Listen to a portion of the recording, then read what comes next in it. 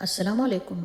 آج ہم آپ کو ایسی جگہ کے بارے میں بتائیں گے جو مدینہ منورہ میں روضہ رسول صلی اللہ علیہ وآلہ وسلم کے بالکل سامنے ہے۔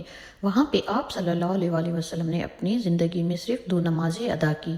یہ وہ جگہ ہے جس کا نام ہے مسجد غمامہ۔ اس زمانے میں بارش نہیں ہو رہی تھی، تو آپ صلی اللہ علیہ وآلہ وسلم نے اس مسجد میں بارش ہونے کے لیے نماز ادا کی اور دعا کی، اور اسی وقت بادل نمودار ہوئے اور بارش شروع ہو گئی۔ اس لیے اس مسجد کو غمامہ کا نام دیا گیا ہے۔ غمامہ کا مطلب ہے بادل۔ اس جگہ کو یادگار بنانے کے لیے مسجد تعمیر کر دی گئی۔ آپ صلی اللہ علیہ وآلہ وسلم نے اپنی پوری زندگی میں مسجد غمامہ میں صرف 2 نماز عید ادا کی۔